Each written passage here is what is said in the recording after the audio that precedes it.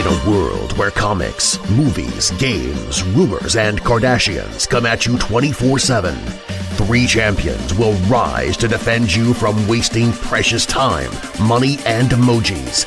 BK, Nate, and Derreck will show you how to do it.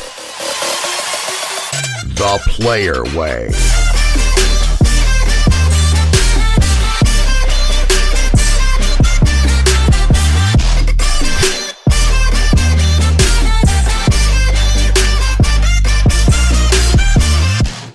Ladies and gentlemen and everyone in between, this is your boy BK. It's on once again, Patron once again. That's right, at Play Life Your Way on Instagram, along with my co-captains, Derreck. That's right, Corrupting the System, at Corrupting the System. And if you're doing a true Corrupting the System hashtag, the C, the T, and the S are all capitalized. Stay weird out there. Ooh, I like how you did that. And let's bring it on down to Nate. That's me, maintaining the system. Oh! Keeping it in good working order. I love that, man. This is my 5 hours of summer once a week. Welcome back to the Player Way podcast, sponsored in part by 562 Comics. 562 Comics is your go-to resource for the dope memes about comic adaptations and just to buy some dope comics. So shout out to 562 Comics on Instagram. Hop over there and also listen to their 10-minute podcast that we are sponsors of as well. And also... Definitely get a round of applause from the Player Way. Exactly. And the Player Way podcast is also brought to you by the Play Your Way Network at playlifeyourway.com. What you guys been up to this week? I thought it would be pretty cool to break procedure and start off with a couple... Corrupting the system! Yes! Start off with a couple of moment of silences. Ooh, moment of silence is already. What's up, dude? I felt like I needed to compensate a little for not having any the last couple of weeks because this has been pretty big one. To start things off, I watched a newly released Netflix exclusive film. You guys are the anime guys, but I thought I would give this a shot. It's called Death Note. Don't even put this in the same realm. Don't even put this in the same realm. Oh, man. The only shared thing are consonants and vowels. That's the only shared. I don't know what the source material is about. You know, I came into this completely blind, and it's not a good movie. Okay, so did you make it all the way through it? I did. I finished it, yes. Yeah. What a trooper. What a trooper. And Derreck, did you make it all the way through? Let me tell you exactly what went down.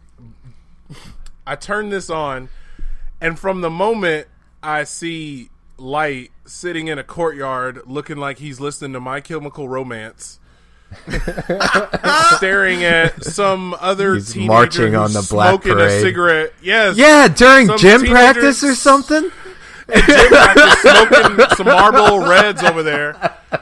And then my name is Absence of Light. I'm already, and then I make it a little bit in, and then I realize I'm watching it with Priscilla. I realize she hasn't finished the original Death Note series, so I'm like, you know what, let me be considerate. And I'm like, but you know what, let me just see. This could be a little bit off, and I couldn't make it. As I mentioned last week, I try to give a movie 7 minutes, and if it's okay by then, I try to give it to 13. I didn't even make it. I didn't even. It's almost better to let her watch the movie on Netflix because it's so far removed from the spirit. It's so far removed from the spirit of what the series was actually about. Like you can, and I feel like she could have watched it and not been spoiled. Like I feel like she could have watched this and not been spoiled. Exactly. Clarification: I did actually make it all the way through, and I had to power through it. Rachel was watching it with me, and I was gonna quit, and she's the one who made me watch. She was like, "You got to watch it. You got to finish it. I know you don't want to. I know you're upset." But you have to watch it. And for reference, my wife, as you heard, you guys hear on the show from week to week, she's not a huge sci-fi fan, but she is or like anime either. But she loved Death Note. Like this was the one thing when she watched it, she was like, "This doesn't feel like a cartoon because it's like, not. Like, this feels like an actual murder mystery type of thing because it is." So yeah, this is a bit of a spoiler cast, so if you are listening, go ahead and turn it off. We're going to spoil the hell out of this because we're going to dissect it a little bit. You don't have to We're not going to turn spend a it ton off of time. It's a dumb fucking movie anyway. It is, Let's man. spoil but away. Essentially, if you are a fan of the original Death Note, you know Light Yagami. Yagami is Lighto. Not exactly. Light Turner. All right. Exactly. In Japanese, Light Yagami is this guy who he's like the student council president. He is the perfect straight A student. He helps other students get straight A's. He dates the most beautiful girl in the class, who I think she's like second place. She's like the salutatorian, right behind him being valedictorian. I mean, his dad is this decorated and to even expand cop. on that, he's the type of character where the fact that the best looking girl in school, it's of no consequence to him. He would It's be of like, no consequence. I guess we can meet up It's for of something. no consequence whatsoever. Like, and the girls that he dates, because yes, there are more than one, they are gorgeous girls. And it's like he doesn't even care. Like, having sex is not important to him, because to him, he is a god. Like, literally, he's like, this is inconsequential to me. Women are only a means to an end. Like, I use them like chess pieces. That's all he does with women. And, like, even though he does kind of mess around with them a little bit, he gets no joy out of it. And he definitely doesn't love them. No. Like, the only thing that he would love a woman for is allowing her to completely use the hell out of her. Like, yes, I love you because you are like my child. Like, so Light Yagami, his dad is like this decorated, police detective. His family is well known in the region that they live in. Mm-hmm. So when it comes out that he could possibly be Kita, no one believes it. Like, no one can believe it. Even L has hard time believing it because of who Yagami is. And so there's this chess game throughout the entire series. I mean, even down to when L is beaten at his own game, he ends up leaving the series not really knowing one way or the other. Like, he knows it instinctively throughout the series, but he can't bring himself to do anything about it. And he can't bring himself to truly believe it because he likes Yagami so much. And Yagami is like 15 steps ahead of everyone at all times. So, like, that's what happens in the original series. And you start off in the series liking Yagami, and then by the end of the series, you may like other characters around him, but you still respect the fact that he plays the game so well. So well. In the original series, is L a little quirky like he was in the movie? No, L not nearly as quirky. Like, they watered him down. They watered him down big time. Like, go ahead, Derek. You go ahead. Like, L, all right, to everything that BK just said about Light, 100% accurate. L is the antithesis of it, with the exact same level of intellect. Like, L is ridiculously smart. Like, there are times where he bests Yagami Light in a few chess moves, but he is extremely quirky, Nate. Like, he holds paper up by the corners at the top and reads them in front of his face. He always does sit in the chair like that, does help him, but he is so methodical in every single thing that he does. Like, this L in this movie is a watered down Carmen Sandiego detective compared to what L should have been. Gumshoe! He was one of the highlights of the show or the movie to me. Yeah, and that's... He actually didn't do a bad job of channeling L. He actually got the voice down very well. I was really impressed by that. He got the voice down, but, like, even down to, like, in every scene in the series, L is eating candy. Yeah. Always. Like, some sweets. Candy or a dessert. Like, at all times, because he doesn't sleep. Mm-hmm. So to keep his energy up, he's always eating sugar and caffeine, like, at all times. So they don't do a good job. Like, they did a good job of pointing out how that this guy wasn't sleeping well, but they didn't do a really good job of showing how disheveled L was. Like, L is younger than this character. That's the other problem I have with him. L is a young character. Like, he's like right at Yagami's age. And how you know he's Yagami's age is because at one point they enroll into university together, mm-hmm. and they're at the same grade. And they both tied with the best scores. So this L is too old, first and foremost. He's too old. He's not disheveled enough. Like, his hair, the L in the series, his hair is always unkempt. He always has bags under his eyes, and he has this problem with proximity. Like, he's always in your face. Like, he doesn't have a bubble. Social skills and are he's just lacking. No social like skills. Asperger's, Everyone is creeped out by him. And because they're creeped out by him, perfect. it's why people don't believe him at first. Like, they're like, so what are you doing? And here's the other problem. Early in the series in Death Note, you don't even see L. Because he won't allow himself to be never seen been except seen. through a video screen. Never. No one knew what so, L looked like. No one knew what he looked like, and he didn't wear a mask. He just wasn't seen. All you would see is this screen with an L on it in calligraphy, and then you would hear his voice being messed with. So like you couldn't tell if he was a male or a female. So they completely destroyed what L was at first. L at first you think is like a whole organization, and then you find out when they do a reveal that L is just like this kid.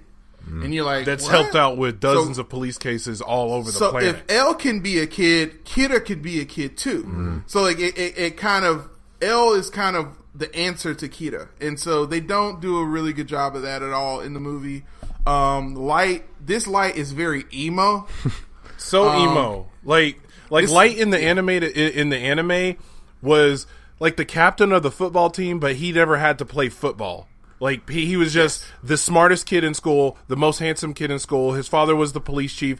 Anything he could do, anything he wanted to do, he was able to achieve with almost little to no effort. This kid was, he was everything. And, like, even down to, like, you know how at the beginning of this Netflix movie, you see this girl, whatever her name is, Miranda, whatever they make her name out to be, Mia, I think is what they call her in this. Yeah. You see her walk out with this really popular, good-looking, tall guy at the very beginning of the movie. You know what I'm talking about? That's what Light would have looked like. That's who Light is in the actual anime. He's like the most popular kid in school, and everyone knows him. And that's what makes it even hard for him to kill people and write in the Death Note, because he has a hard time even being alone. Exactly. Yeah, this kid had really no qualms about it whatsoever. No hesitation. And on top of this, and that was here's the other problem. Actually, this character did have a lot of hesitation. Yeah. Because in the end, he wants to give the Death Note. Not until the end. No.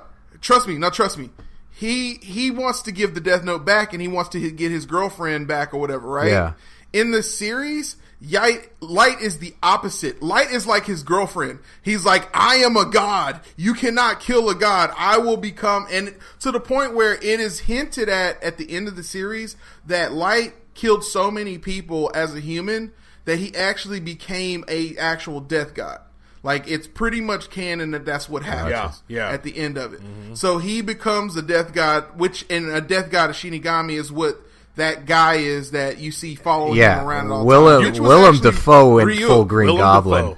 He did, And look, and now I will say this. Ryuk was actually well animated. His voice was really well done too. That's probably the closest you could have it in English, I guess. However, Ryuk doesn't betray Light. He has no interest either way. He never, like Nate, he never care.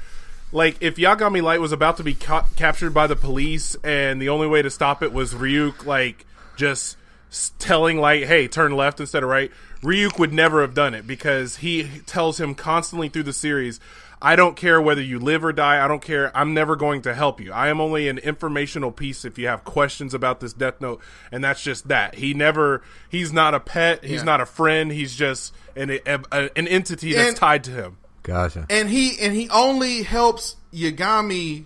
He doesn't help Yagami ever come to any conclusions. Ever. But when Light comes to certain conclusions, he thanks Yagami for the entertainment by doing his bidding. So he's like, very interesting. You're a very interesting human doing this. Also, there's a scene where you see Ryuk going through his house and eating up all the apples and throwing them on the floor. Oh, yeah.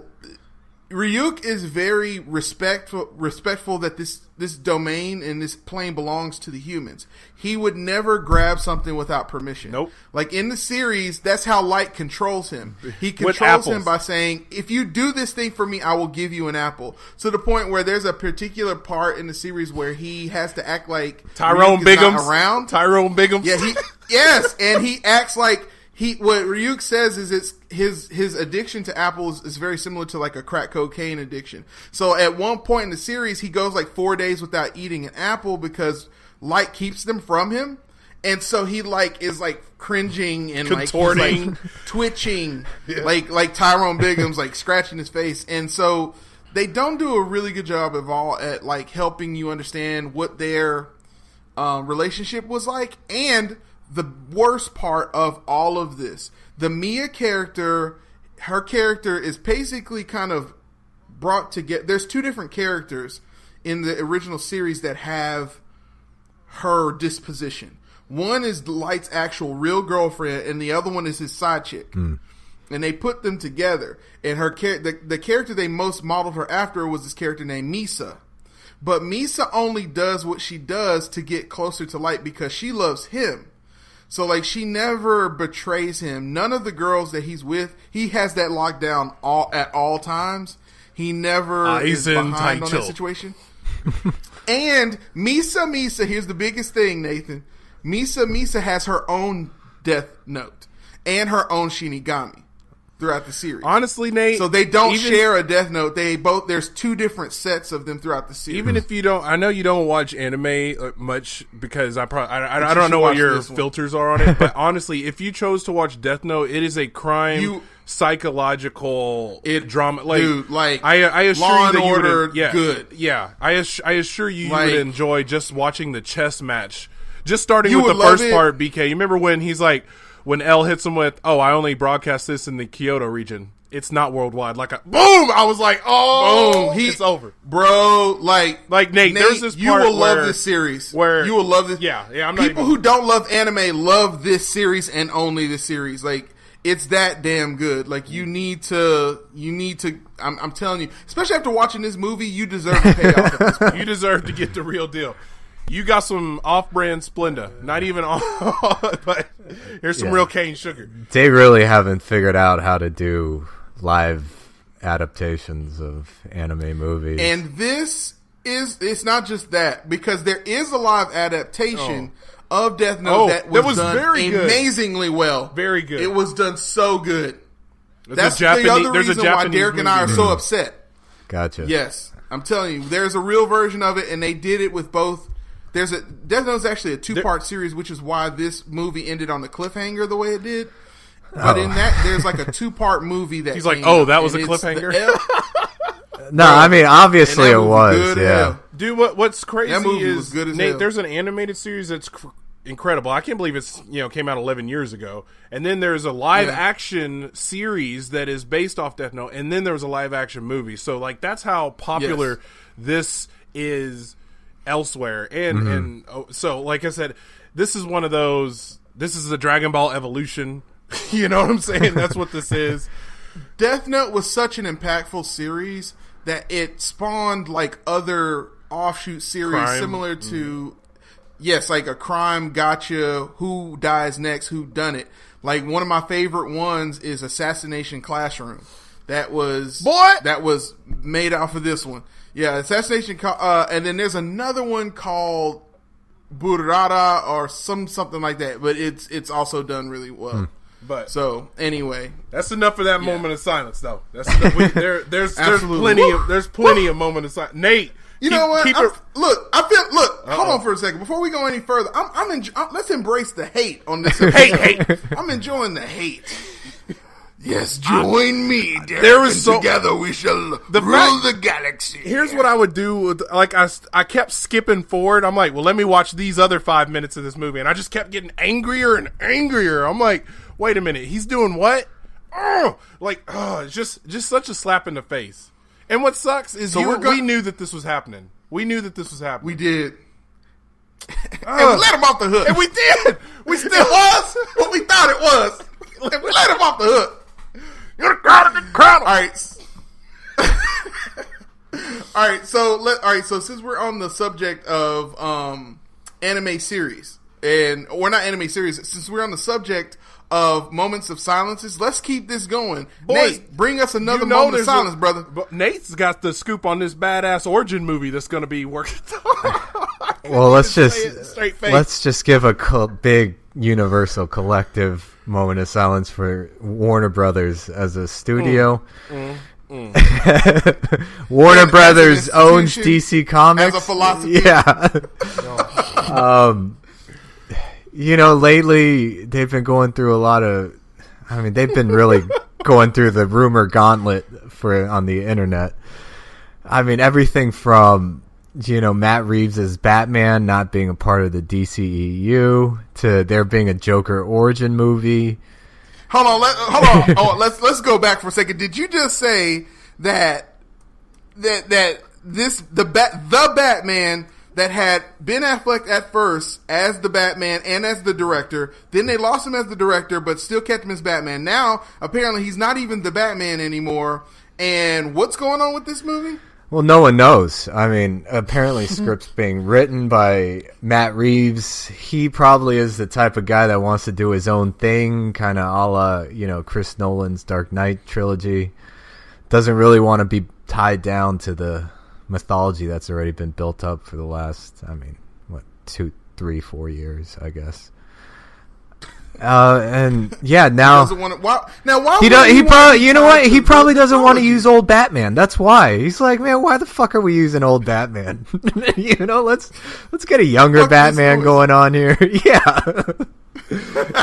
Let's just get an alternate timeline. Yeah. Let's not include anybody from the Justice League movie that's coming up. Let's just kill all of that sauce.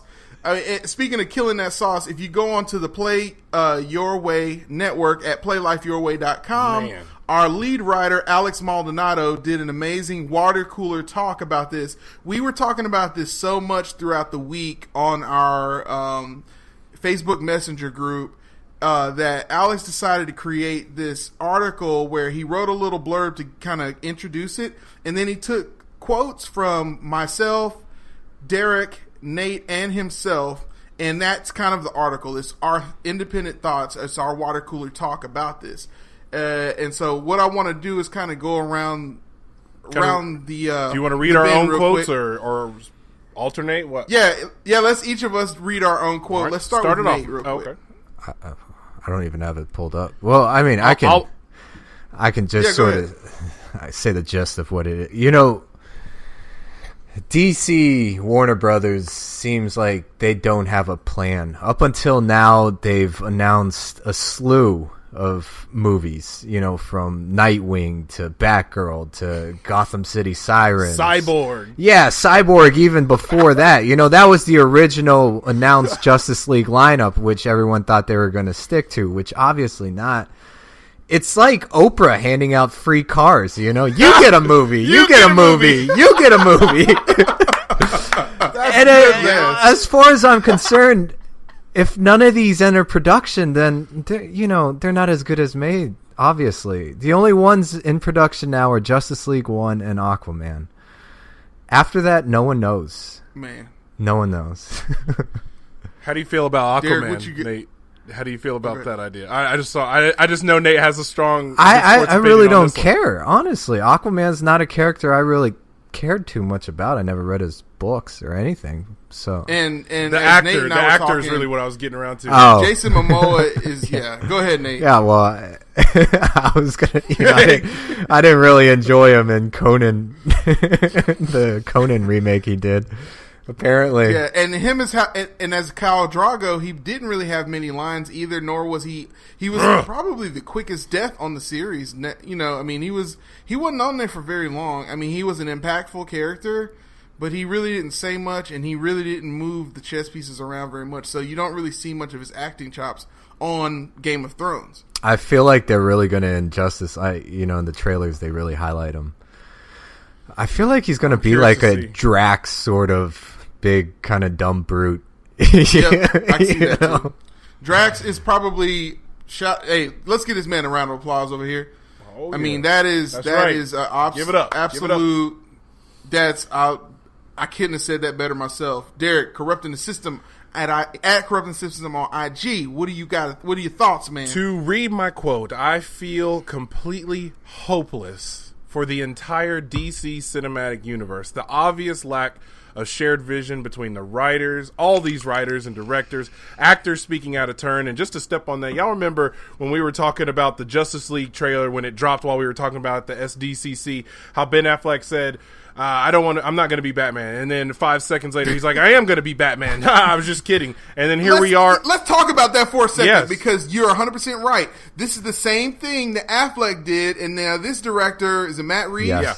Did the same thing. He came back after he told everybody that this was going to be a separate and apart. It will not be a part of the DCEU. He comes back and says, "Oh, well, of course it's going to be a part of the DC universe. It's Batman. Batman is part of the universe. There just won't be any other characters from the other series in it." Yeah. Which means it's not a part of the DCEU. E meaning extended, meaning it extends to the other parts of the franchise, which is what the MCU is about. And Matt Reeves was quoted exactly, not part of the extended universe. The EU part of DCEU acronym. He said it's not part of it. That was what he came out with to fix what he originally said. So I don't even know how he didn't help. He just shot himself in the other foot. Yeah, still wonder why.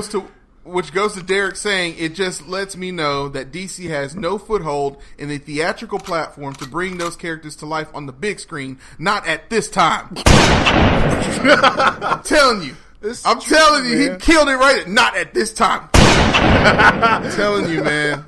I love that. Coming out of the woodwork, as he said. They all have different stories. Like that's been our biggest gripe about the DCEU, how the fact every single director has a different vision for every single character. Yeah. Almost. Every single character is somebody different. Just like as much as I wanted, and you guys know, I love the Joker. I love all things Joker related, several different aspects of him, and I was excited about Suicide Squad, but even if I had to admit that he had no place in that movie, maybe for one scene, but he was so force-fed into that movie that now Warner Brothers is talking about doing an origin story on the Joker. Are you kidding me? Like, seriously, like I want to be in that. I want to know. I want the video from that room where somebody said we should do an origin story on the Joker, and I need to see how it spitballed into. Let's release this idea to the public. I really want to see how that happened. Nate, our resident comic person, I want to ask you a question. In my understanding and in my opinion, what makes the Joker such an interesting character, but also such an intimidating character, and the best depiction that we've ever seen of the Joker, in my opinion, is Nolan's Joker. Okay, is that no one knows where he came from. You don't know who he is. You can't get any identifiable dental records. You can't get any. His clothes are custom made. You don't know who this guy is, where he came from, or if he even has superpowers at all. Yeah. As far as comics mythology, this guy never really had an origin. Even the closest thing you could say is the Killing Joke. Yeah. Yes. But even that, if in the actual book, it's left ambiguous. He's just telling this tale of a criminal, small-time criminal falling into a vat. Beauty of the Joker. And you think that's it, but then he sweeps the rug. And a step further, DC came forward and fed this rumor. There was this fanboy rumor that was going around that there was more than one Joker throughout the timeline, that there were actually 3 different Jokers. And DC, correct me if I'm wrong, Nate, but DC fed into that there was like 3 Jokers. Yeah, that's going on currently. Yeah, Batman finds out. God, this kind of leads to how stupid DC Comics can be, like in their actual storylines. Batman gets this chair that's used by, one of the new gods. I forgot what his name is, but he can, gain knowledge. So years ago, he's sitting in this god chair and asks, like, who Joker really is. And the cliffhanger was, a shocked face with him saying, "My God." And then you find out years later, he finds out that there was 3 different Jokers. And that's how it's almost seems like he's, what's the word for... Yeah, immortal. That's the word I was looking for. He's immortal, but then also at the same time, he looks different throughout the different timelines. I wish I could show you the picture of Batman sitting in this god chair, though. I saw it. I've seen it. It's so dumb. He has all of the power in the world. It's a good metaphor for the state of the extended universe. He has all the power in the world, and what he concerns himself with is Finally, I get to know who this guy is. Oh, he beat me again. I can't even find that out with God powers. What good are you, God powers? Actually, that'd be Let me walk out of this chair now. That would be a great meme, is someone photoshopping Ben Affleck in this God chair and him with a shock face saying, "My God." You know? His question is, will we ever pull this DCU thing? He finds out there's 3 different Batmans out there. So, all right. So to go further, let me go ahead and read what I had to say in that, and then Derek, I'd like to go over to you to let you read Alex Maldonado's thoughts, and then we'll kind of bow tie this as we like to say on the show. Your point of view kind of jumps out where we kind of put a pin in the exactly the Ben Affleck thing. Yeah. Oh yeah. Exactly. So at Play Life Your Way on IG, which is me. It's clear that whatever this movie was supposed to be under Affleck's direction and starring only remains intact in title. Marvel created the blueprint for extended universe film franchises. If it's another timeline, if it's another actor, if it's another everything, it's not part of the DCEU, period. By this director's definition via his statements thus far of quote-unquote universe, technically Watchmen and Burton's Batman movies are also a part of the DCU. And what I mean by that is what he says to basically fix the fact that he specifically said extended universe would not be a part of the Batman franchise that he is going to be helming. He says, well, of course it's Batman. Batman is a part of the DC universe, and therefore this film is part of the DC universe. Well, technically, Watchmen is a part of the DC universe as well. Yep. But as I understand that the DCEU, which is a film franchise, okay, the Watchmen is not a part of that, nor are Burton's Batman's a part of that. So I think him kind of speaking out of turn, which is kind of what Derek was talking about early, you know, it shows that they don't have, as Nate said, there is no cohesion. Like, there's no cohesive vision, there's no cohesive plan. You can tell that when it comes to Marvel, these people have a very specific idea of what they do want to do and where they are not going to go, as evidenced by what ends up happening. Here's what you're not going to do. Yeah, for example, and forgive me if I say the name wrong, but is it Jeff Johns who was in the interview with the lady from Sony? Yeah. And when she says something out of turn, his face. Oh no, that was Kevin Feige. Kevin Feige. Yeah. There you go. I knew Jeff Johns is the DC guy. That's what I thought. I knew I was wrong. That's why I prefaced it. I knew I was wrong immediately. So Kevin Feige, immediately his face lights up, and you know whatever she said is not a part of whatever the last stockholders meeting was. Like, you can say, okay, this was not on the memo. You just went off script, and let's get back on track. You know, so I love Danny Rand did not show up to that board meeting. When it comes to whether or not this is a part of a quote-unquote universe concept, you have to go back to the definition. Marvel's the one who started this shit, okay? You know, so if you don't go by what Marvel did, and they're the ones who are leading the way right now, then who cares what your definition is? Because clearly your definition is not the player way. That's right. So, you know, I think. Oh, go ahead, Nate. I was just going to say, to piggyback off of that, the problem is there was a shared vision in the beginning, and it was Zack Snyder's. There was. You know, but sadly, no one wants to play in that man's world. You know, he made some suspect choices from, like, old Batman. Suspect, I like Yeah, like, why would you make suspect, Batman old? Almost as if it was a conspiracy. You know, moody Superman. It's little these choices like that. It's emo Superman. No one wants to do that. Lex, no, the Joker, Riddler. Alexander. Oh, yeah. Lex. Yes, Lex, the Riddler. The Riddler Luthor. Man, that's exactly who he was. It's unfortunate because they put all their eggs in Zack Snyder, and you know his movies. The DC movies were financially successful. Just critically, people don't like them. You know, minus Wonder Woman. And no one likes it when you leave an egg beyond its boiling point. I guess you could say that this concept of Zack Snyder's was half boiled, or it's a bit scrambled. Exactly. Exactly. It's definitely not sunny side up. Running. I mean, His reign as especially- director was definitely Go ahead. over easy. There you go. Exactly. We can bring it full circle, man. Man. I'm gonna let you.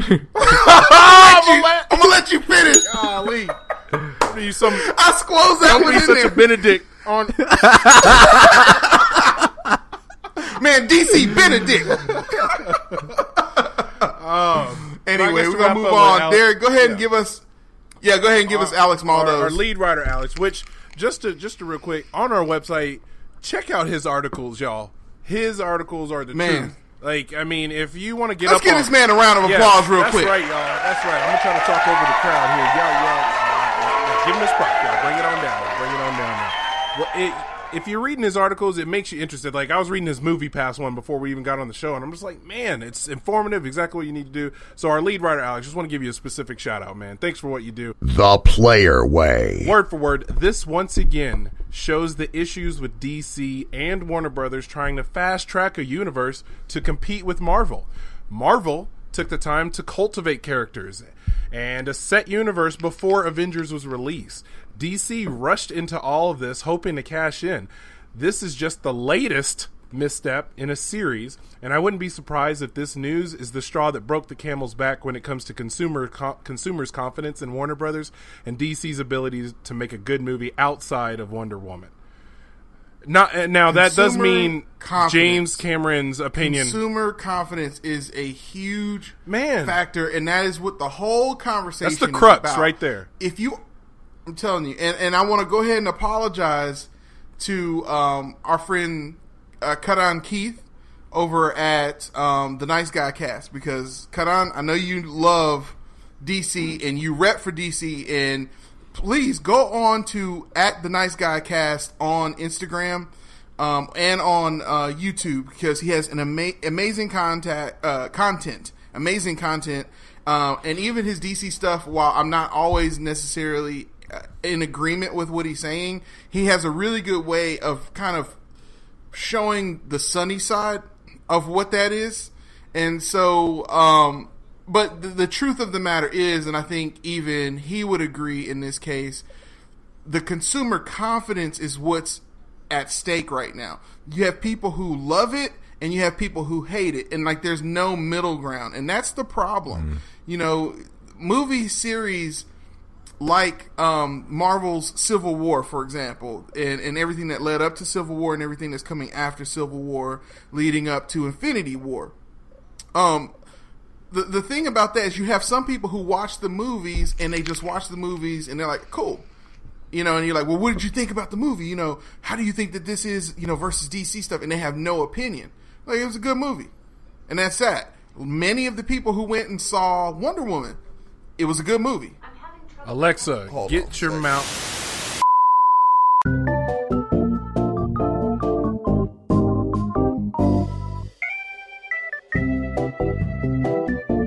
Oh, and we're back from a technical difficulty. My Alexa device decided to Skynet interrupt me. was decided Alexa to said, become "I'm not active." going to let you sit here and talk about my DC films. I love them." So Alexa, chill. I'm getting there. But my point in all of that, of what I was saying earlier, is that, you know, there are people who have that middle ground, and that's where franchises thrive. That's where the money is made. People who just want to see it because it's entertaining. And DC has this problem with kind of catharterizing, if that's a word for this. It's very help me out here, Derek. They Or like are you trying to like some sort of good word for like creating division or something like that? yes, it's very divisive. Thank you. And so shout out to Derek for that help on The that thing, word. if I could piggyback, like you just made a point, and it's something I've noticed through a lot of people will go see these Marvel movies without having seen any other they don't even care if it's in order or not. They just went to go see Guardians of the Galaxy because their friends were talking about it, and they don't care that it has to do with Iron Man or Civil War, and they're not worried about Spider-Man Homecoming have to do it. They just go to see it because Marvel can make a good movie that you don't even have to be a comic fan to go watch to enjoy. DC can't do it. They just can't do it, and they haven't done it until Wonder Woman. And and I'm gonna go ahead. I'll lone wolf this if this is just my opinion, but the only reason Wonder Woman really even stepped forward because it had a female leading role and it was directed by a female. It had a female director. Those broke the ground, and it was just something different. It was the first big, huge movie of the summer. Women, there was just lots of support otherwise. But if that came out the same weekend as Guardians, it might have been a different tale of the tape. But DC can't. They just can't produce a standalone movie they're going to go see unless it's Christopher Nolan. He's going to be tied to it. Dark Knight. I wouldn't be surprised if they one day pretty soon just say, hey guys, just letting you know, we're going to reboot the whole thing. We're going to keep Wonder Woman. Don't worry, she'll still be here, but we're going to get new everything. This Justice League that you just saw, there's going to be a new one. Like, I know you're wondering about the 4 new characters we're adding in the Justice League, and y'all may know about them, but the thing is, this goes exactly what I was just saying. The people who don't, like, it's different in Marvel. You don't have to know the backstory of any of the Guardians of the Galaxy. You're just going to have an action, a funny, and entertaining movie that you can watch, and you don't have to know it. But if you're going to go into the Justice League, there's going to be things they're going to be curious about, and you're just going to wonder because they have to tie it to their other movies just to even make it a watchable movie. They have to. They're going to rush out with Flashpoint and try to reboot they're it gonna that have way. to. Yeah, because I think that's what's going on is Jeff Johns, who's now got creative control over their universe, is trying to steer it. Yeah, he's just trying to steer it into that direction so he could reboot it and, whatever he feels is necessary.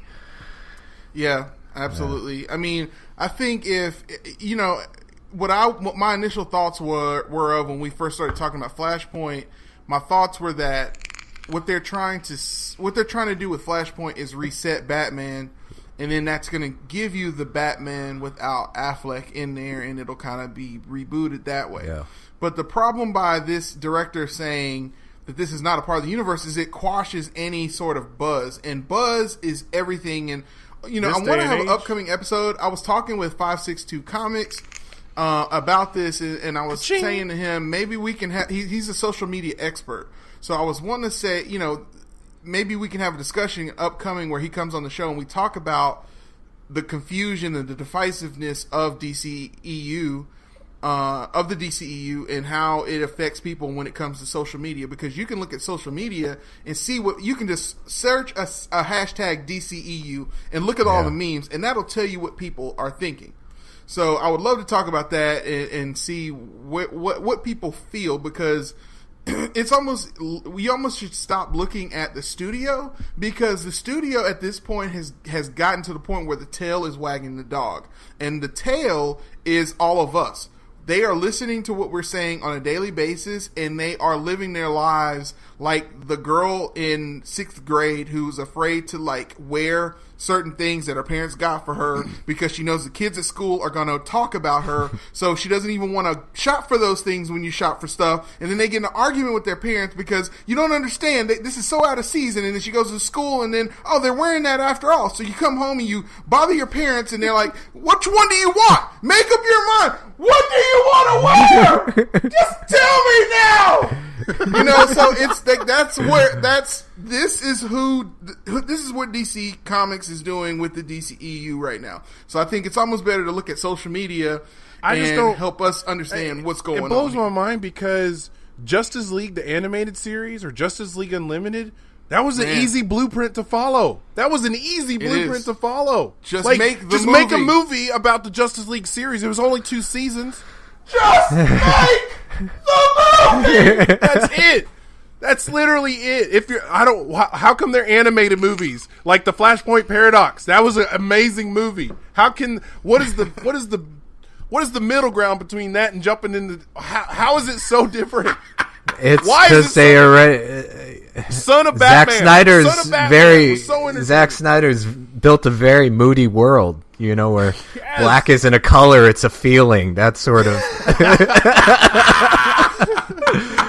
Everybody's moody. There's no high five. That's what I really believe this is. I This attributes to Marvel's Derek success. say? He says, their movies contain three things all the time. It's heart, Sunlight. humor, and heart, humor, and spectacle. You know, I mean, that's why everybody. Ooh, Right? Heart humor. wait a minute. Say that one more time. Marvel's movies contain three things: heart, humor, and spectacle. You know, and that's what leads to Hold the on for success. a second. Let me get on the phone real quick. Hello, Alex. Hey, hello, Alex. We're recording the show right now. Yeah, this is BK. Yeah. There's this thing that Nate just said, and I want you to write this down. Nate, say it one more time. Heart, humor, spectacle. Three things that Marvel's movies are full. Yeah, the three pillars of Marvel's movies: heart, humor, and spectacle. All right, you heard that? All right, we need an article about that. You know that I feel like I'll that's let what you they're trying to try to do with the Flash in this one. He looks like the comic relief. Well, I mean, that's why you can watch a movie out of order and still find it good. You know, you don't need to know the whole backstory and everything because you're going to be entertained. You know, and that's why their worst movies are still entertaining, like i.e. Iron Man 2 and 3. Yeah. You know, they still contain those things. Even the Incredible Hulk. Even that is an entertaining film to watch. Even though it's pointless, it has all of those That's things. really the redheaded stepchild of the universe. I often forget that it's still watchable. Yeah. It's still a watchable film. Yeah, absolutely. I enjoy it. I think the Hulk looked awesome in that one. I like seeing him and Abomination go at it. I wouldn't just don't go to Ang Lee's Hulk. As long as you stay away you from mean the that. green clay putty running? I mean, hold on, let me catch this missile. Bite the top off and spit it at this helicopter. Have you ever thought what would happen if Hulk fought a cloud? You know, guys, I'm really liking this direction. If you've ever wondered that, if we could put a face in the cloud too, so we know like it's a person and he's fighting it. You know. I'll tell you what. I want him to step on this cheese grate thing on the ground, and I want him to fuse with that. Yes, and kill a Let's make security that guard happen. and smush him. I'm Nick Nolte, and I'm just taking this acting job because that's all I can do. Man, hey, this is a serious bonus. They're paying me in clean syringes. I was just trying to protect you, Bruce. I was just trying to... If you guys ever want to see a scene of exquisite acting, that little scene before he turns into a cloud where they're sitting in chairs next to him looking at each other. And Nick Nolte's just like shaking. Oh,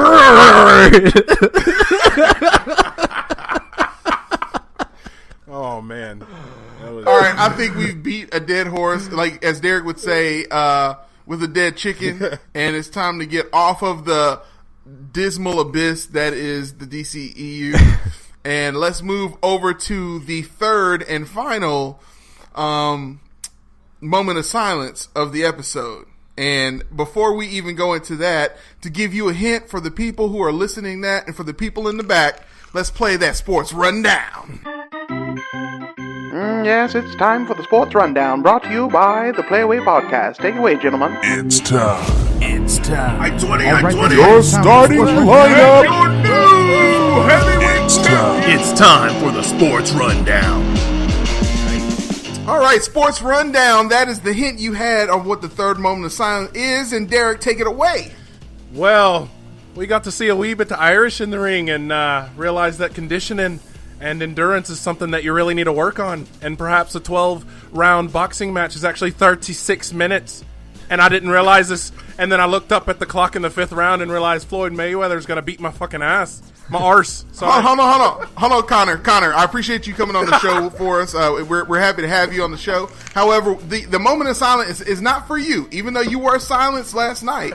The moment of silence is not for you. The moment of silence is for all that shit you talked that had all of us convinced that you actually stood a chance. Are you saying just because I was quiet before the fight, I wasn't confident in all that shit I was talking? My name is Vince McMahon, and you're fired. Great, because you had no chance, because that's what you had. Oh my God. Mayweather was machine too strong. Crazy politician, so huff it. This fight, like, all right, we'll dissect this, man. Did Conor come out angry? Did he come out exactly how BK said he would? Yes. He did. He backed Floyd down against the ropes within the first 4 seconds and was throwing everything he could. But you know what I saw when he was doing that? I saw him missing punches, and a missed punch takes twice as much energy as a landed punch. And ooh, hold on, you just dropped gems. Let's say that one more again. A missed punch takes twice as much energy as a landed punch. And Conor missed a lot of punches last night, if I even were to tell you. First of all, BK, did you even know that he threw 430 punches total? 430 punches total. And people are talking about, well, he landed 111. That's more than Manny Pacquiao landed. And I'm like, he landed 111 because he threw 430. Totaling only 26% of his punches landed. Complete contrast to Floyd Mayweather, who threw only 320 and landed 53% of his shots. And landed 58%. Which means you get no credit. Which means you get no credit for throwing that and landing that many shots because you disrespected your own accuracy. Dude, Floyd landed 170, and of those 170, BK, 152 were power punches. 152 of those 170 were rearranging Conor McGregor and making him look different. You know what I'm saying? And if Conor McGregor wants to say, exactly, making him look different. So if anyone wants to stand on a soapbox and say that just because Conor McGregor specifically said it's not about his power and it's not about his speed, it's just only about his composure, look at his damn eye. His eye was damn swollen, okay? It was obvious. Nate, did you get to watch any of this? I did. Yeah, I watched it last night actually with a couple of colleagues of ours, mine and PK's. It was oh really nice. Who'd you watch it with? Yusuf and Armando. Dude, shout out to Yusuf and Armando, bros. Yeah. Man, shout out to y'all. If y'all hearing this podcast, y'all are doing your careers and media the player way. That's a player way shout out, salute to you guys. Miss working with you guys. So y'all watched it out there in LA. Y'all kicked it the light. Y'all tripped it the life fantastic, huh? Yeah. I'm not a boxing connoisseur by any means. And the last fight I watched before this was the Pacquiao one. And this was far more entertaining, at least. Oh, yeah, it was. than that like, Pacquiao. Times 10. Yeah. You could tell that they were having fun. But then again, I would have fun if I was going to for $100 million. Like, yeah. I would have fun as well. And I would also like to say, after 10 rounds with Floyd Mayweather, I think I could have knocked Conor McGregor down after seeing how slow. And which brings us to the conspiracy theory of this episode. You're not talking about conspiracy. Conspiracy. But what if it's a conspiracy? All right, so our conspiracy theory for this episode is about the smile that was on Mayweather's face the whole at the end of the fight. The whole fight? Yes, pretty much. When he broke the fourth wall and gave us that $1 million, billion dollar, dare I say, smile. And what that smile was all about was this. Mayweather let all of us believe, including he even gassed Conor McGregor up to believe that they were on the same level. because here's the truth of the situation. You have a man who was 49-0.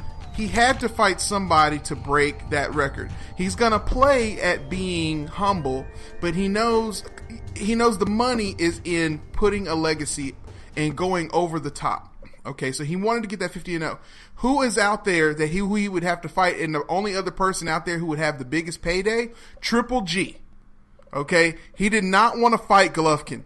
Okay, that is the number one dude out there. They are in the same weight class, or at least they could have been for this fight, because definitely Conor McGregor and him could definitely be fighting, and Golovkin would have wiped the mat with both of them. Okay, you know what we saw in that fight last night was a clinic in teaching an MMA fighter that your five 3-minute rounds are nowhere near the 12x3.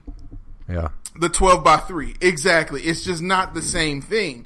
And it's not the punches that knocked Conor McGregor out. It was the rounds. He himself, even if you watch the post-fight press conference, when he was in the ring and he told Floyd, he's like, "I'm dead. I'm dead." Did you hear him say that, BK? Yeah, and not only that, but he even told everyone and anyone who's a fan of Conor McGregor, you know that toward the middle of the fight, not directly in the middle, but usually around the fourth round of a 5-round fight. Yeah, he usually starts to kind of have this sauntery, I'm dead on my feet kind of thing. And we all speculated in the past that he was just playing chicken.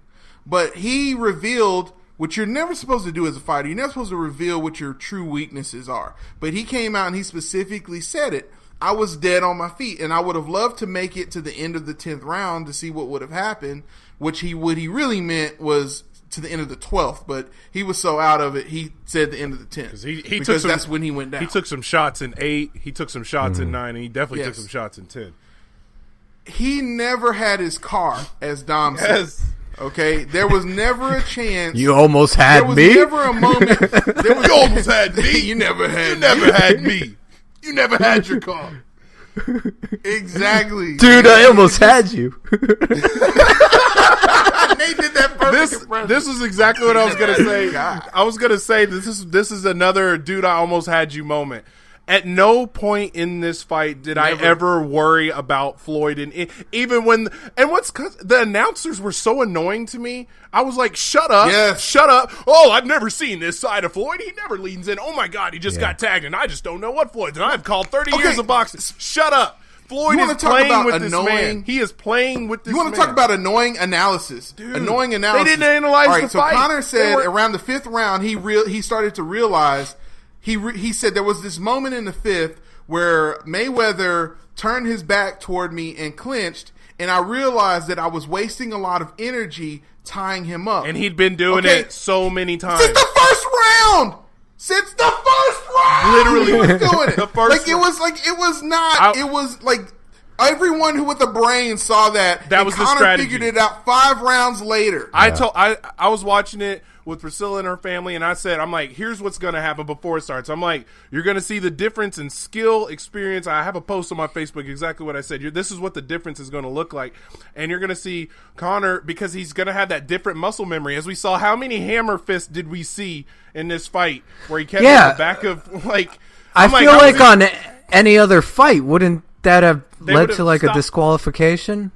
Just like the fight that was right warning, before this, and then if he did it again, a point. It would have led to a warning, another warning, and then a point deducted. Yeah, and then the judges scored Conor winning like the first 3 rounds, and then I'm like, he's going to keep clinching, and that uses so much energy because you kept seeing how Floyd was quote unquote clinching versus Conor. Conor was wrapping it up, trying to find a way to hit him and all this stuff, and Floyd was just like, I know the rules of boxing, and I know what you can and can't do, and the ref will protect me. He beat, and and on top of that, to kind of put a nail in the coffin of Nathan's question, okay, Alex Maldonado and I got on Messenger after the fight was over with, and Alex blessed me with this amazing graphic that I ended up putting on Instagram with his permission, and Derreck, I think, ended up sharing it as well. Oh, yeah. But the true fight ended up, after a while, being between the referee and Conor. Did y'all notice during the instruction, the referee talked only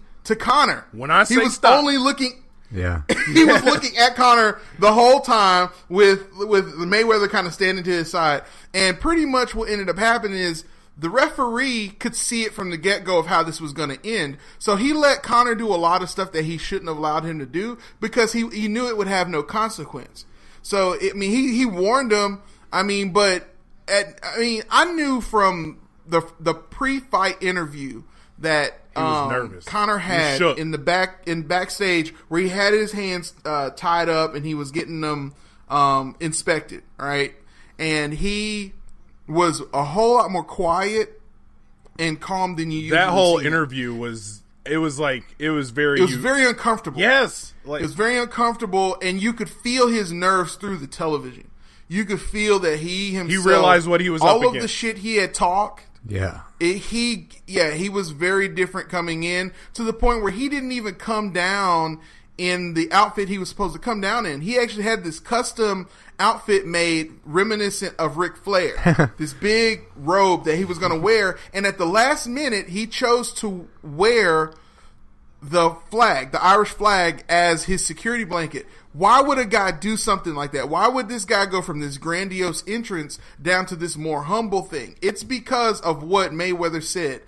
You can have the fans on your side all you want to, but the fans can't fight for you. Conor McGregor, to his credit, is this guy who channels the people. He's the people's champion. He is. He just is. He's the people's champion. There were people chanting for him. I mean, he had the stadium chanting for, like, he was the underdog. Yeah. Everybody wants an underdog to win. He's Rocky. Yeah. He's the real life Rocky. He was. It's who he is. And just like in Rocky, he lost to Apollo Creed. He did. Yes. He lost. And he could say all of that stuff about how he would have won. Hey, Adrian! Exactly. So, it's unfortunate that my thing, again, going back to the conspiracy theory, what ended up happening is Floyd tricked all of us into thinking that Conor McGregor stood a chance. He let Conor McGregor talk all of that shit, and throughout the whole time he said, I'm going to knock him out. I'm going to bring the fight to him. He doesn't do that to formidable fighters. He plays a safe game with people that he respects their power. He never respected the speed or the power or the cardio or the composure of Conor McGregor. That's the reason why he allowed himself to make a lot of mistakes that he would normally not, which comes down to what you were saying. He got hit 111 times. Yeah, and because he allowed it to happen. I've never seen a Floyd like this. He wasn't worried about it. Like, I could tell at the end of the fourth round and the beginning of the fifth, when he finally stepped into Conor's range, he's like, you can't. And the thing is, like, the average person probably doesn't realize, the gloves are weighted. And it takes effort to hold your arm up. First of all, just holding your arm up, anyway, you got to have your shoulders trained, and you're not going to be able to do that the whole fight. Yeah, you can keep your glove in his face probably the first 3 or 4 rounds, Conor, but you saw after 4 that wasn't happening. It wasn't happening because he was exhausted. Meanwhile, and Floyd stepped right into his range, and then he just dissected him the last 5 rounds. Completely dissected. Yeah, absolutely. He dissected, and not only did he dissect him, but he punked him. He punked him. Did y'all see? I think it was either the end of the shoved him when he shoved him. He punched him. He pushed him in the chest. Yeah. Conor McGregor tried to come up to him and say, "Hey man, good job." He tried to give him a handshake, like, "Hey man," like give him a little bit of respect. Oh man. And Mayweather gave him this punch in the chest, like, "Motherfucker, what you doing? We're supposed to be acting like we hate each other. You breaking character right now." Like, he gave Conor McGregor, after all of this is over with, is going to be an amazing fighter because of this. This was an exhibition and a clinic. He got taught how to keep his composure, how to handle himself on a media tour. He got taught about how to actually back up what you talk about, actually work hard. And the saddest thing of all of this is I am the person on the Play Away podcast that stood up for Conor McGregor. I myself, who is you stood up for MMA. You stood up for MMA and UFC. Oh, I didn't just stand for UFC. I was a stan for UFC in this case. And that's hard to admit because I'm not usually a stan for anything. But in this case, shout out to Disney though. In this case, I was a stan. I looked at Conor McGregor. I resisted the urge to stand with people of color who stood on one side. And I said, no, the pineapple juice is delicious today in Ireland. And I am going to suck of its teeth. You can drink that pineapple juice in the deep water with Conor. Because that's where he was. When you say stan, what was the shout out to Disney for? I don't know what you're talking about, man.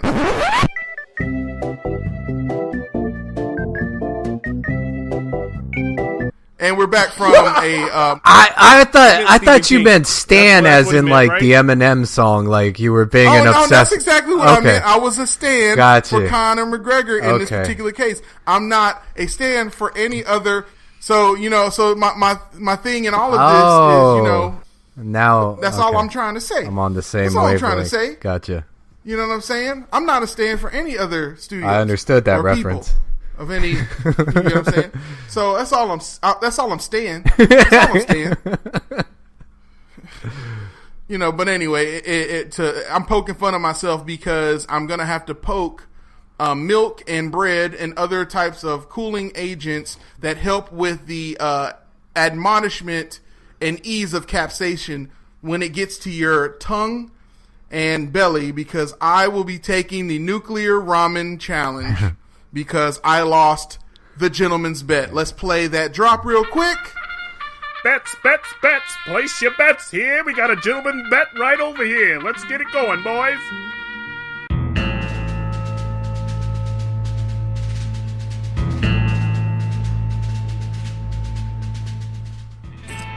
Yes, I have to admit it.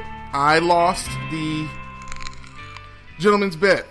So, Derek, can you, since this inspiration for this bet came from your household, can you give us a quick rundown of what I'm going to have to do on YouTube? A quick rundown of what you will have to do. You will be eating nuclear ramen. And not nuclear. Not to be confused with nuclear. He's going to be eating nuclear ramen. And as we mentioned last week's show, this has a score on the was it the Scoville unit? Scoville unit rating. 8,000 on this. So this will definitely make your nose athletic while you're eating it. But the challenge actually is to eat not only the spicy hot ramen, you just got to do it as quick as you can. And I believe you. And a lot of people put a minute tag on there, but just as quick as you can. And to put that in perspective, the Scoville Heat Unit SHU chart for peppers, let's look that up real quick. So 8,000 is hot. It's hotter. It's probably four times hotter than the average jalapeno pepper. It is up there with just below a serrano pepper, right with a Tabasco habanero. Mm-hmm. So this is habanero heat, like the lowest level of habanero. So it's pretty hot, is what it's supposed to be. It's above. Tabasco sauce is only in the 600 to 800 units. Poblano peppers are only within 1,000 to 1,500. And just to give you let me give you a little story about a poblano pepper. I once was in this place, this restaurant called Locos Amigos Cantina that used to be down in Columbus, Georgia when I was in college. And I love chile relleno because I am from Dallas, Texas. I love Tex-Mex food and Mexican food and all things spicy. And I was going to get a chile relleno. Chile relleno is not usually very spicy at all. But I wasn't paying attention. I ordered this dish called the chile poblano. Mm. And so, it looks like it was a poblano pepper stuffed with like white cheese, deep fried. And I'm thinking, oh, cool, I'm going to eat this. And I ate it at the beginning of my meal. And the lady who I ordered it from, she was like, are you sure you want to do this? And I was like, sure, no problem. This was when I was a young pup, still had milk behind my ears. And I burned my mouth out. Like it was pretty bad. But yeah, and then jalapeno peppers. I mean, in the little pickled kind, those aren't the kind we're talking about. We're talking about a fresh jalapeno, bite it whole. Multiply that heat times 4, and that's what I'm about to have inside my mouth. Now, correct me if I'm wrong, because sometimes my short-term memory can be a little shot. But you talked a lot of shit. I think you recommended we go out and buy some milk, some bread. I believe there was a mention of Pepsi. I was as so bold as to send through Amazon each of you your own pack of 5 to your house. So yes, I paid for this, and yeah, I'll take it. I was smoking on the same happy. You channeled your inner McGregor juices. And started just. I was, but yes, exactly. Unlike Connor, you're not going to triple your net worth doing this. No, I'm not. I gotta take it on the chin. But the cool thing about it is that if there was one person, if there was a person of the 3 of us, I would say Derek and I are up there when it comes to eating spicy food. So I anticipate to snot out of the nose a little bit but I don't anticipate to cry like a little B.I.B.I. I'm so happy I'm not you doing will this. see it. It will be on YouTube. This episode, because we are talking about the McGregor. Actually, I'm going to put him last. The Mayweather McGregor fight. We're going to release this a little earlier in the week than usual, and then on that Thursday time period that we normally put this out, I'm going to be putting out that eating challenge on our YouTube page. So thank you guys for participating a part of it, and wish me luck. We do. Good luck. I can't wait to watch this. And you should go out and get some milk and some bread. He needs some milk. He needs some milk. Hey, you know what I'm gonna do? Only drink the finest I'm breast not milk. going to. I'm gonna tell you what I'm gonna do. I'm gonna take it to the next level. I am not gonna drink any milk. Oh Lord. I'm not gonna eat any bread. I'm gonna eat the ramen. I'm gonna eat it as quickly as I can. That's the challenge right there. Obviously, That's the challenge right there. Yeah. You got to eat it as quickly as you can. And I'm gonna have a 60-minute afterburn. Not 60 minutes, sorry. 60-second afterburn before I even take a sip of coconut water. Ooh. I will not chase it with milk. All right. Okay. So says The action.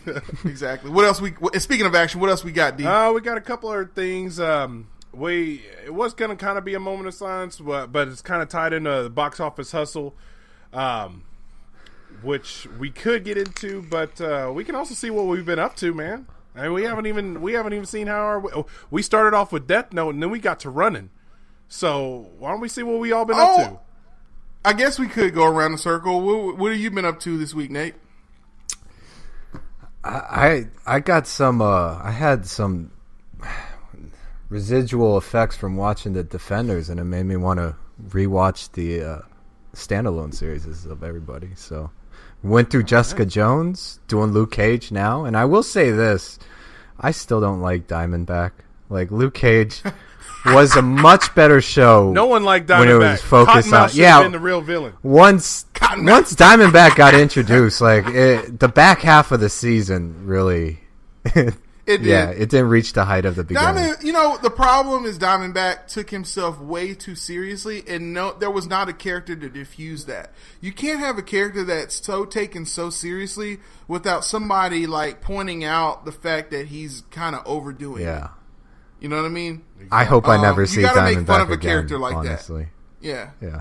Like for example, my perfect example of how this should work is Jordan Peele played this character on Key and Peele, and he was a substitute teacher. And he comes into a black school, and he is super serious as a substitute teacher. We've all seen that teacher, and so he goes through this and talks about how he's not going to take any crap off any inner students. city kids And then all this stuff. And he takes the biggest fart ever and realizes, I hang it up, and he leaves the room. Lost all like no person in life. The types of people that are that super serious and take themselves that seriously are never people that are worth worrying about, nor are they people that anyone else takes seriously. Those are the types of people at work that you talk about behind their back at the water cooler at all times. Yeah. Can't stand it. That's exactly what it is. So if you don't diffuse that in the series, then what happens is when you watch the series, we at home have our own water cool talk. Like, I hate that character. I can't understand why is it that this dude, why is he always acting like this on the screen? So you got to diffuse that character with a Tony Stark type of character to kind of bring some balance to all of it. Yeah. So Derek, I think, and allow me to encroach upon your week a little bit, but I know we talked offline. You ended up finishing the Defender series. Absolutely, this week, right? I got to finish it. I did hear the irony of me appreciating the color green hoodie of Iron Fist, only to realize later in the episode I was so angry why they showed Iron Fist / Daredevil sitting on the roof, and he was not in an Iron Fist outfit, and he clearly should have been. And I love how the editing and natural flow worked out on the show. I like how they had the color of the hoodie. We wish he had been in a fucking outfit. Yeah, me too, guys. I also think these share the same opinion. But I wanted to riddle you this, BK. I saw something in episode 3 9 minutes and 25 seconds in, to be precise. I wanted to see if you happen to see the same thing that I saw. Perhaps a sword by the name of Zombie Maru that was in The Defenders episode 3 at 9 minutes and 25 seconds. If you didn't see it, I invite you to go back to the scene where Elektra is walking through all the weapons to choose one. And one of the first... And Zombie Maru is on the wall? It is on the wall. Go watch it. I assure you it is Zombie Maru. Anime fans. Dude, anime fans. It looks like we got a nice little sneak peek. I'm telling you, it was a nice Actually, it sounds like... Actually, Derek, you know what it sounds like? It sounds like we have a Player Way exclusive. Oh, exclusive. You mean exclusive. The Player Way. Exclusive. Yes. Exactly, I was watching it. I went back and I rewound it 3 times. I'm like, I'm not exaggerating this. And then I turned to Priscilla. I'm like, that's Zombie Maru, right? She's like, yeah, that is Renji's sword right there. Like, clearly. The serration, the color. Go back and watch episode 3, 9 minutes and 25 seconds. I save you the time. You don't even have to go search for it. Episode 3, 9 minutes. I already know, and you're talking about in the Hattori Hanzo room. Yes, when her and Sigourney Weaver are walking through it, and it's right before she looks at the size and takes a moment. It's right before that. You'll see it. I assure you, it's plain as day. But I did get to finish that. But also, after I decided not to shoot myself in the foot and finish Death Note, I have been up on the tick, and I am telling you, this is so entertaining. It is funny. It is bloody. I was so surprised at the level of gore, but this show is hilarious. It is hilarious. It's just as entertaining as I wanted it to be. I appreciate you suggesting it, BK. It's definitely worth the watch, and the whole psychological idea of is he real or not is examined in episode 4, BK. So you're gonna appreciate that if you decide to peruse that, but. I will definitely peruse that, but what I got to this week, which is standing in the way of getting to the tick, is I took Nate's suggestion, so just paying the good wheel forward, is I took a look at Ozark. Oh, okay. And Ozark on Netflix, I highly recommend it. Jason Bateman playing a dark character is really, really satisfying to watch. Laura Linney, that you've seen in The Big C, Congo, she's in this thing as well. And an amazing cast. I personally love it because everything is filmed in Atlanta these days, so it's really cool to see everything places. There's scenes where they're in parks, meeting up, and they're supposed to be in Chicago, in the richer areas of Chicago. And really, it's it's at this place that Rachel and I go all the time to take walks and talk. So I'm like, okay, I know where that is. And then shout out to Aaron Burns. Aaron Burns is a friend of ours from college that we were in the music school with. We were in chorale with and university singers. And shout out to her. She plays the teacher in the series. So there's a scene where the teacher is trying to get their son to fill out this thing, and he doesn't want to do it, and the teacher's having a conversation with him. That's actually someone we actually personally know. I've been in productions with back in the day, and which was a Tuesday. So shout out to her. You are doing your career the Player Way. Exactly, Ozark. The Player Way. That's awesome. So Ozark's a good watch. Yeah, Ozark both of y'all share this opinion, right? I had asked you this question before, but do you find it to be in the same tone as Bloodline? You know, that moody. Oh yeah, no one's smiling. It's got. We're not bad people. We did a bad thing. Is this type of? Is this part of the DCEU? BK, is this part of the DCEU? Well, of course it's part of the DCEU because Batman's in it. No.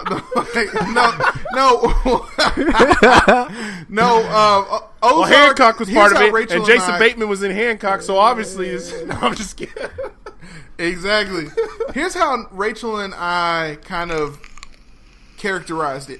It's like Weeds, Sopranos, and Breaking Bad all brought together in one series. Whoa. So, and I like 2 out of 3 of those series. Exactly. So there's this. And 2 out of 3 co-captains have seen it. All right. I'm seeing a pattern. I'm telling you, it's 66.6% pattern. Conspiracy. The number of the beast. Are you saying there's a conspiracy? I'm just saying you just said 3 shows, and I like 2 out of 3, and then 2 divided by 3 is 66.6. And I'm just saying then 2 out of 3 captains like this show. I'm just saying there's a coincidence here. There's a conspiracy. Here. No, there are no coincidences. There's only conspiracies. There are only conspiracies. Exactly. Destiny. And you put those two numbers side by side in there, 23. Oh, yeah, shot. Woo! Exactly. But nah, man. All in all, Ozark was an amazing series, and I haven't even finished it all the way through. Derek, you'll love this series because it is for the intellectual. It really pokes at. They take notes almost from, and they help me out if you think if you can see what I mean here. There are notes that they took kind of from Lost, in that Lost had these symbols all around all the time that kind of hinted at what was going to happen next. The beginning of each Ozark episode has 4 symbols inside of the O of Ozark at the very beginning of each episode, and it has to do with some symbol telling you what's going to happen through each episode. Yeah. So reminds me of Fringe. Did you ever watch any of Fringe? Did the same thing? I did watch Fringe. Fringe was pretty good. I like Fringe. Yeah, I loved Fringe. Fringe was that was definitely the modern age X-Files. And 2 out of 3 co-captains saw that series too. Man. Well, it sounds like 3 out of 3. Providence. I thought we all said where you see in the words of Morpheus, where you see coincidence, I see providence. Ooh. Yeah, I've seen some episodes of Fringe. I never actually got all the way through the series. I watched like the first whole season. It got better as the series progressed because it stopped being sometimes that's why I don't really like cop shows. Like it stopped being a crime of the week sort of show and went into more long form storylines. Yeah,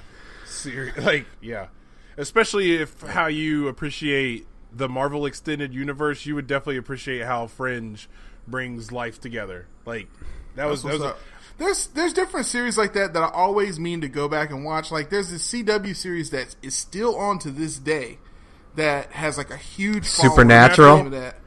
Yeah, dude. Like every time I think about watching it, I'm like, a few years back, I'm like, oh, there's 7 seasons available, and now I'm like, all right, there's 13 seasons available. Yeah. Obviously, the show has to be some. Yeah, my sister, she said that I would love that. Shout out to Brandy. She said I would love that series because I love Charmed. I was one of the few guys that watched Charmed.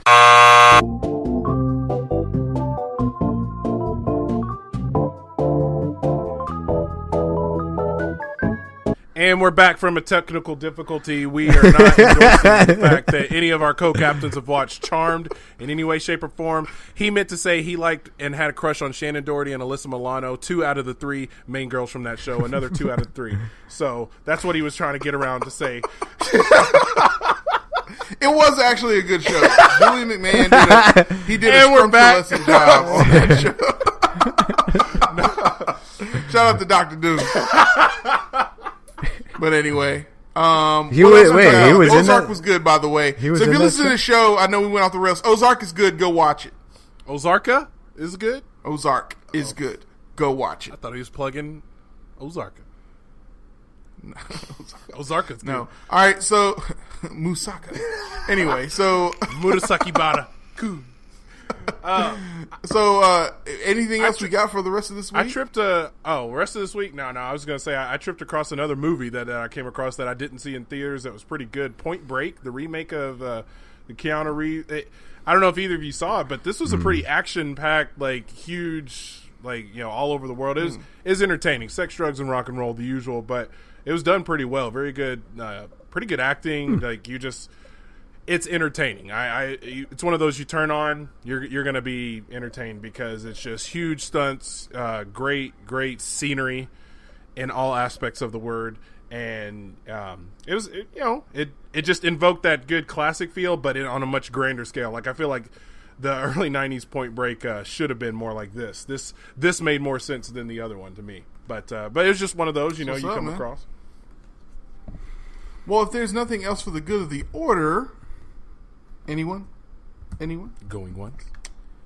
then I shall move to close. But before I close, I want to give a shout out not to my co-captains first, but to the Play Your Way Network at playlifeyourway.com. Yes, right, we're going to do a little marketing before we get done for this show.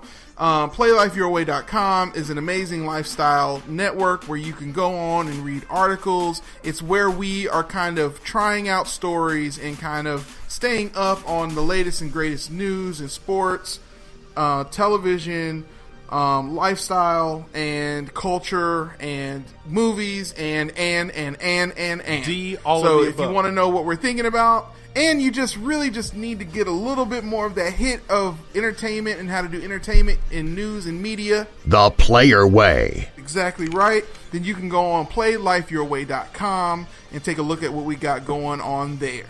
And with no further ado, I want to give a shout out to my co-captains, Derreck Corrupting the system, as I said before. If you're doing the hashtag right, it's capital CTNS. Stay weird out there. and Nate. I'm going to do a bit corrupting right now and just let people know that don't forget this weekend on IMAX theaters. Oh no! No! You are not going first- to wait. Is that this Inhumans. weekend? The first That's two this- episodes. That's this weekend? I believe so, yes. Oh no! It's happening. Yes. It's Wow. Did you already buy your tickets, Nate? no. I wasn't planning on going to IMAX. No. Yo, is there a way that we can box office this thing and do a gentleman's bet about what this is going to do in the theater? Oh, yeah, we should. Can we?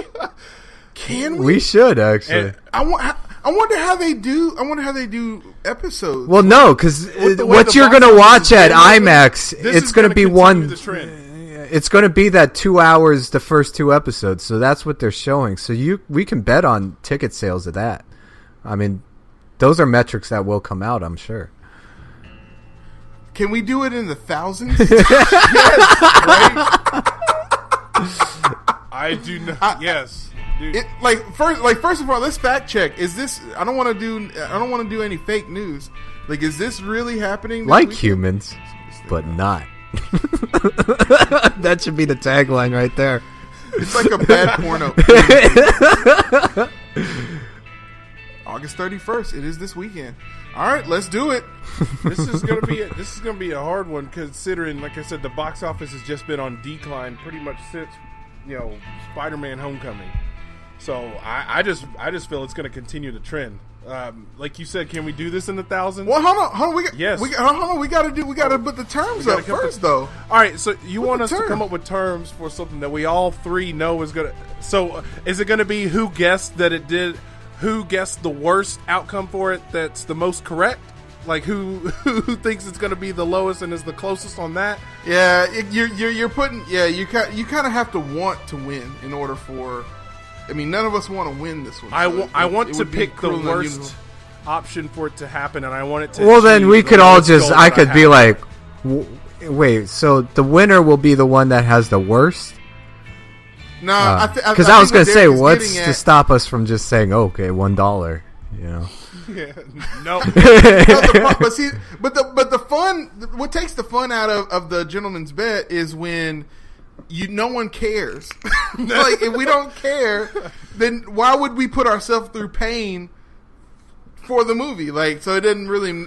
Like, I would feel bad if one of you guys How about did the Blazing this? Buffalo How Challenge. about this? or How something about like we that. pick... Let's just add it to the tally of Atlanta. I was going to since say, that's or we coming up. or we can pick a movie Yeah. that's already been out for a while and see if Inhumans is going to be better than it. Like, will Inhumans outdo Wonder Woman? Ooh, You know what I'm saying? Now you're talking. Time to go on boxofficemojo.com where we like to get a lot of our box office news. So let's go on box office. Like, Wonder Woman did 1.685 million this past weekend.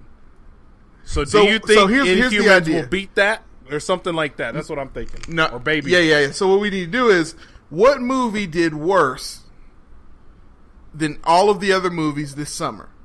Like, name a movie that did terrible this Valerian and summer. House of a Thousand Corpses. We're all going to see it doesn't work because we all picked that one. But there's no way it's going to do that much. I'm doing some quick. Well, actually, I should keep this to myself because I think. What? No, what? Well, I was going to say that this isn't like unprecedented. So in 2015, IMAX showed the last 2 episodes of the 4th season of Game of Thrones, and that resulted in nearly 2 million in ticket sales. But that was From Game of 200. Thrones. Yes, which is arguably the biggest show on TV. I don't. Okay, so what? Let me ask you this: what did Entourage do in theaters? That opening weekend, not much. I'd be surprised if it hits a million. Honestly, It's got to be close to what? Like, I would say that it would be close to what Entourage did its opening weekend. All right, let me just because Entourage the movie was basically the last episode of Entourage coming out like 2 or 3 years after it was over with, maybe even more. Yeah. So like it did. I remember it had a terrible opening weekend was 10 million. So that was pretty good. Yeah, that's not. There's no way I'd be surprised if Inhumans hit 1 million. Yeah, I would too. I would say 50,000. No, 500,000. They got to bank on people really loving Marvel, and Marvel television is nowhere near the par of. I would say I'm going to go on the record and say I'm going to say 750,000. Domestic. Diplomatic. I don't even think there's a worldwide release, so you don't have to worry about. I know. I'm just saying. Oh man, that's a good number. I would have picked around there too. I'll go. Yeah, this is not going to work. It's just not going to work because we all know kind of where this is going to be at. I mean, we ought to be shocked. So no gentleman's bet for this week. Let's just do it for fun. Let's just do it for fun, and then we'll just add it to the tab on in the tally toward the VIP bill here in Atlanta. So I'm gonna still say 750,000 though. I'll go. I said it first. All right, I'll go 650,000. And $1. And $1. You can do that. 666,000. To go with our 2 out of 3. And Derek is going to end up winning. I already know he's going to win. It's going to end up being somewhere like 500,000. If they actually open in all that's if they actually open. It will. You know what I mean? I don't know how many IMAX screens they're showing it on. Yeah. But anyway, that ought to be I'll edit all this out because this is kind of a bit of a mess. But anyway, he corrupted the system. Well, yeah, so thank you for corrupting the system and completely making a mess of the end of the episode. Shout out to Nathan doing exactly what Derek normally does. And I am your co-captain, BK, at Play Life Your Way on Instagram. No matter what path you take or what actions you choose to follow, just make sure you're doing that shit the player way. We'll see you next week. Peace out, Rabbit. Where my B Rabbit at? Peace out, Rabbit.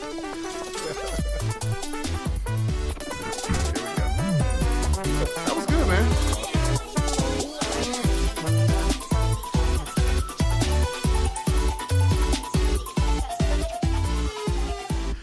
Thanks for listening to the Player Way podcast. Recorded in a single take from Los Angeles, California, Dallas, Texas, and Atlanta, Georgia, by Nathan Petersen, Derek Lewis, and BK Jackson. Our opening theme is titled Bound by Ricky Remedy, courtesy of Elysian Records, and our closing theme is titled Coconut King Diaries by Xander, spelled Zahnder.